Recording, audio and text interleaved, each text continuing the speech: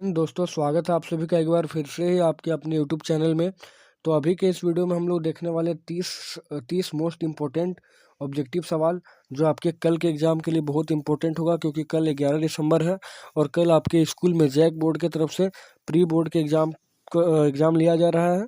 तो उसके लिए आपका 30 मोस्ट इम्पोर्टेंट ऑब्जेक्टिव सवाल होगा और प्लस ये वीडियो जो होगा, यानी ये क्वेश्चन जो होगा सारा 2025 के बोर्ड एग्जाम के लिए भी लाभदायक होगा। तो चलिए वीडियो स्टार्ट करते हैं। पहला सवाल क्या है इस वीडियो का कि निम्नलिखित में से कौन जैव संसाधन का उदाहरण है?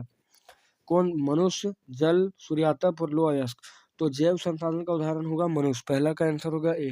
दूसरा क्वेश्चन देखेंगे कि मानव जीवन की गुणवत्ता और विश्व शांति बनाए रखने के लिए संसाधन का समाज में कैसा बंटवारा चाहिए? तो संसाधन का समाज में कैसा बंटवारा चाहिए? तो अमीर के हिसाब से या गरीब के हिसाब से या सरकार के हिसाब से या न्याय संगत? तो न्याय संगत बंटवारा चाहिए। आगे तीसरा सवाल है निकोबारी कबूतर किस जातियों की श्रेणी में आता है? निकोबारी कबूतर किस अथी में आता है? ठीक है, तो निकोबारी कबूतर जो है वो स्थानीय जातियों में आता है, या तो आप कह सकते हैं लुप्त जातियों में आता है, लुप्त जातियाँ। अगला अगला क्वेश्चन है कि निम्नलिखित में से कौन सुमेलित नहीं है? निम्नलिखित में से कौन सुमेलित नहीं है? तो देखिए, महानदी हीराकुंड परियोजना सुमेलित है। टांका भूमिगत जल टैंक, इल्तुतमिश हौज खास। तो चौथा ऑप्शन आपका यहाँ पर गंगा जो भाखड़ा नांगल परियोजना, यही आपका सुमेलित नहीं है। पांचवा सवाल है रबी फसल को किस ऋतु में बोया जाता है? रबी फसल को शीत ऋतु में बोया जाता है। अगला सवाल है कि चाय किस प्रकार की कृषि का उदाहरण है? चाय जो है वो किस प्रकार की कृषि का है? तो रोपण कृषि। चाय जो है रोपण कृषि का उदाहरण है। अगला, झारखंड के गुआ और नोवामुंडी में कौन सा खनिज पाया जाता है? तो गुआ और नोवामुंडी में लौह अयस्क पाया जाता है, लौह अयस्क पाया जाता है। नेक्स्ट क्वेश्चन है कि निम्नलिखित में से किसका परिवहन पाइपलाइन द्वारा होता है?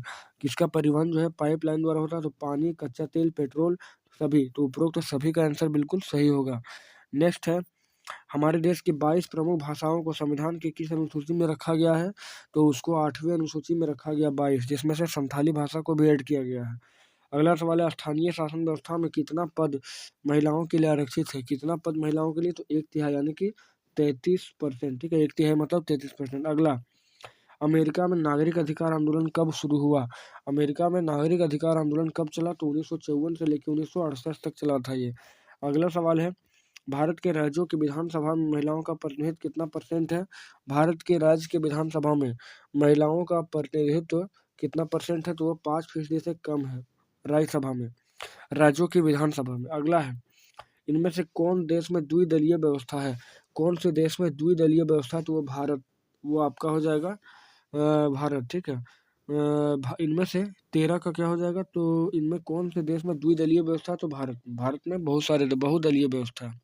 अच्छा, द्विदलीय बोला है ना, तो द्विदलीय कौन हो जाएगा? अमेरिका। भारत में क्या है? बहुदलीय है। अब अगला सवाल देखेंगे, नेपाल में राजतंत्र को किस वर्ष समाप्त किया गया? नेपाल में राजतंत्र को किस वर्ष समाप्त किया गया? तो 2008 में, यानी कि नेपाल 2008 में आज़ाद हुआ है। ठीक है, मतलब कि ऐसे राजतंत्र को सिर्फ खत्म किया गया, बाकी आज़ाद किसी से गुलाम तो कभी नहीं बना था। अगला है, बोलीविया में पानी के निजीकरण के खिलाफ आंदोलन की अगुवाई का संगठन किस संगठन ने किया था बोलीविया में? तो हो जाएगा फेडेकोर, फेडेकोर ने किया था। अगला है, केरल में शिशु मृत्यु दर कम होने का निम्नलिखित कारण कौन सा है? केरल में क्या हो रहा है? तो मृत्यु दर कम हो रहा है। इसका सबसे मोस्ट इम्पोर्टेंट कारण क्या है? तो हो जाएगा आपका उच्च शिक्षा और स्वास्थ्य जैसी मौलिक सुविधा की पर्याप्त उपलब्धता है वहाँ पे। अगला 17वां सवाल कि निम्नलिखित में किसे संगठित क्षेत्र में नियोजित कहा जा सकता है?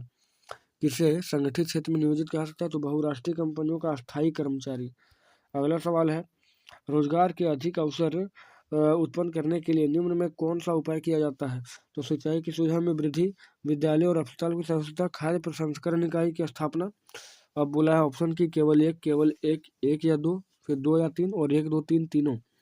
तो 18वां का जो करेक्ट आंसर होगा वो एक, दो, तीनों हो जाएगा। ठीक है, अगला है कि निम्नलिखित में से कौन सी एजेंसी भारत सरकार की ओर से करेंसी नोट जारी करती है?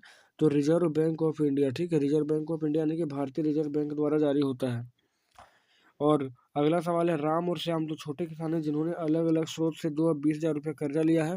राम ने 1.5% ब्याज प्रति माह की दर से व्यापारी से कर दिया, जबकि श्याम ने यह कर्ज बैंक से प्रति वर्ष 8% ब्याज पर लिया है। उपरोक्त आधार पर कौन सा कथन सत्य है? उपरोक्त आधार पर कौन सा कथन सत्य है यहाँ पर? तो बोला है राम ने सही किया क्योंकि उसे किसी प्रकार की कागजी कार्रवाई नहीं करनी पड़ी। श्याम की हालत ख़राब है क्योंकि उसे ज़्यादा ब्याज देना पड़ रहा है, और राम की हालत ज़्यादा ख़राब है क्योंकि वो ज़्यादा ब्याज दे रहा है, ठीक है। तो आप देखिए राम का हालत यहाँ पर क्या है, ज़्यादा है, प्रति माह 1.5% ब्याज दे रहा है प्रति माह, तो राम की हालत ज़्यादा ख़राब हो जाएगी। आगे 21वां सवाल है कि भारत सरकार ने सूचना का अधिकार अधिनियम आरटीआई कब से लागू किया? मतलब आरटीआई कब से लागू किया गया है, तो 2005 ईस्वी, अक्टूबर 2005 से। अगला, सरकार द्वारा अवरोधों तथा प्रतिबंध को हटाने की प्रक्रिया क्या कहलाती है? तो उसे उदारीकरण कहते हैं। सरकार द्वारा अवरोध और प्रतिबंध को हटाने की क्रिया उदारीकरण कहलाती है।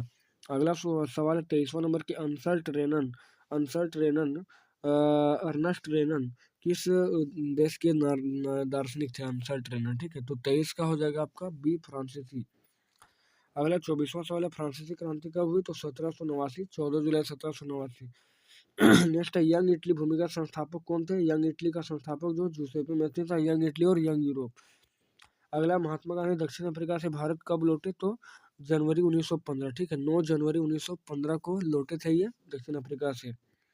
अगला सवाल है यहाँ पे कि पूना पैक्ट डॉक्टर भीमराव अम्बेडकर और किसके बीच में हुआ था? पूना पैक्ट, तो पूना पैक्ट हुआ था भीमराव अम्बेडकर और महात्मा गांधी के बीच में।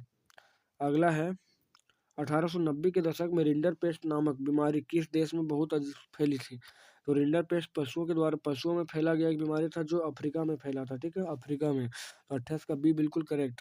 29वां सवाल है, निम्न में कौन देश मित्र राष्ट्र के पाले में थे? तो मित्र राष्ट्र में कौन था? ब्रिटेन था, ठीक है। 29 का हो जाएगा सी। और अंतिम सवाल देखेंगे, स्पेनिंग जेनी के द्वारा किसके द्वारा बनाया गया था? स्पेनिंग जेनी, तो स्पेनिंग जेनी जेम्स हारग्रीव्स के द्वारा बनाया गया था, जेम्स हारग्रीव्स के द्वारा। तो इस प्रकार हम लोग देख लिए 30 ऑब्जेक्टिव मोस्ट इंपॉर्टेंट सवाल जो कल के एग्जाम में आपका छपने वाला है और आपके बोर्ड एग्जाम के लिए भी जरूरी है। तो चलिए मिलते हैं नेक्स्ट वीडियो में, तब तक जय हिंद।